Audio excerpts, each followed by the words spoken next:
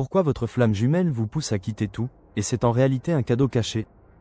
Imagine un instant, et si tout ce que vous avez cru savoir sur l'amour, sur la liberté, sur les choix que vous avez faits, était en réalité un grand malentendu? Et si cette personne que vous appelez flamme jumelle, celle qui est entrée dans votre vie comme une tempête, n'était pas seulement là pour vous aimer mais pour vous pousser à tout quitter, tout remettre en question, jusqu'à vous-même? Et si je vous disais que derrière la douleur, la perte, le chaos apparent, se cache un cadeau si immense que vous ne pouvez même pas l'imaginer aujourd'hui?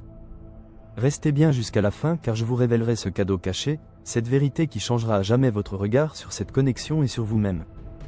Vous pensiez être prêt. Vous pensiez que cette rencontre serait douce, lumineuse, un chemin pavé de paix et de fusion. Mais au lieu de cela, tout s'est effondré. Votre couple, vos certitudes, votre stabilité, votre identité même. Et une question ne cesse de vous hanter, pourquoi? Pourquoi cette personne que je croyais être mon autre moitié me pousse-t-elle à tout perdre? Est-ce que c'est vraiment cela l'amour? Est-ce que c'est cela une flamme jumelle? Vous avez essayé de comprendre. Vous avez lu, écouté, prié. Mais la douleur persiste. Car au fond, vous sentez que quelque chose de plus grand est à l'œuvre, même si vous ne le voyez pas encore. Et si je vous disais que tout ce que vous traversez est un processus sacré, une alchimie divine qui ne cherche pas à vous punir mais à vous révéler? Peut-être que vous avez déjà vécu ces phases, l'attraction magnétique qui vous a bouleversé, la fusion intense qui a ouvert des parties de vous que vous ignoriez, puis la fuite, le rejet, l'abandon, la séparation. Et maintenant, vous êtes là, seul, avec des ruines autour de vous et un vide à l'intérieur. Vous vous demandez si vous avez tout gâché, si vous avez perdu votre chance. Et pourtant, dans un coin de votre âme, une petite voix chuchote. Ce n'est pas fini. Ce n'est que le début. Mais qu'est-ce que cela veut dire? Pourquoi cette personne est-elle venue tout bouleverser si elle n'était pas destinée à rester? Et c'est ici que beaucoup se trompent. Ils pensent que la flamme jumelle est là pour combler un vide. En réalité, elle est là pour le révéler. Ce que vous appelez perte est en réalité une libération. Ce que vous appelez abandon est une invitation à vous rencontrer. Car tant que vous n'avez pas osé tout quitter, vos illusions, vos attachements, vos blessures, vous ne pouvez pas vous retrouver. Et je sais ce que vous pensez, est-ce que je dois vraiment tout perdre pour me trouver? Et la réponse est oui. Mais pas comme vous le croyez. Car ce n'est pas de perdre l'autre qu'il s'agit. C'est de perdre les parties de vous qui ne sont pas vraies. Et c'est cela le cadeau caché. Restez bien avec moi, car à la fin, je vous révélerai comment savoir si vous êtes en train de franchir la dernière étape, celle où la souffrance se transforme en paix, celle où vous comprenez enfin pourquoi tout cela devait arriver. Mais avant cela, il faut comprendre la vérité sur la dynamique des flammes jumelles. Ce n'est pas une histoire d'amour classique. C'est une initiation. Une mort et une renaissance. Et tant que vous résistez, tant que vous vous accrochez, la douleur persiste. Vous pensez peut-être que cette souffrance n'a aucun sens, que ce lien n'est qu'un piège cruel de l'univers. Et pourtant, si je vous disais que tout ce que vous traversez n'est pas une punition, mais une purification?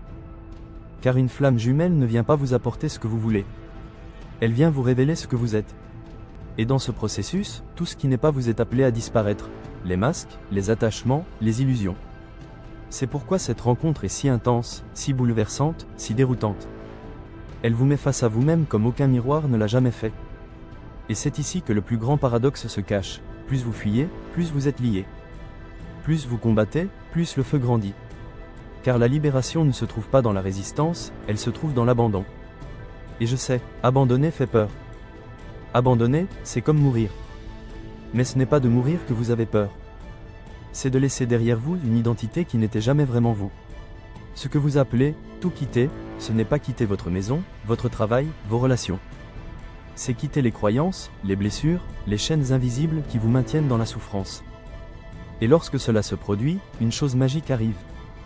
Vous ne ressentez plus le manque. Vous ne ressentez plus le vide. Car pour la première fois, vous vous sentez complet. Mais attention, ici, beaucoup se trompent. Ils pensent que lâcher prise, c'est abandonner l'autre. Mais lâcher prise, ce n'est pas fermer son cœur. C'est l'ouvrir encore plus. C'est aimer sans condition, sans attente, sans peur. Et c'est dans cet espace que la transformation se produit. Car votre flamme jumelle n'a jamais été là pour combler un vide en vous. Elle était là pour révéler que ce vide n'existe pas. Restez bien avec moi, car bientôt je vous dirai comment savoir si vous avez atteint cette étape. Car il y a un signe ultime, que l'univers envoie lorsque vous êtes enfin prêt à être libre. Et ce signe, peu de gens le reconnaissent. Mais une fois que vous le voyez, tout change. Imaginez, un jour vous vous réveillez. Vous sentez encore la présence de cette âme. Mais il n'y a plus de douleur, plus de manque, plus de peur. Seulement une paix profonde. Une gratitude infinie. Vous ne cherchez plus à retenir, ni à fuir. Vous êtes. Et c'est ici, dans cet état d'être, que le lien se transforme. Car il ne s'agissait jamais de l'autre. Il s'agissait toujours de vous. Et maintenant, je vais vous révéler ce que peu d'âmes osent entendre. Vous pensiez peut-être que la douleur finirait en coupant le lien, en fermant la porte, en bloquant toute énergie qui vous relie à l'autre. Vous avez tout essayé. Vous avez changé de décor, d'amis, de partenaire. Et pourtant, malgré vos efforts, malgré vos prières, malgré votre volonté farouche d'oublier, un frisson vous traverse parfois sans prévenir. Un rêve intense. Une chanson qui semble parler de votre histoire. Un souvenir qui remonte comme une vague, même des années après. Pourquoi ? Pourquoi cela persiste-t-il ? Est-ce un sortilège ? Un piège ? Ou bien, autre chose ? Et si je vous disais que vous ne pouvez pas échapper à votre flamme jumelle parce qu'il n'y a rien dont vous devez vous échapper ?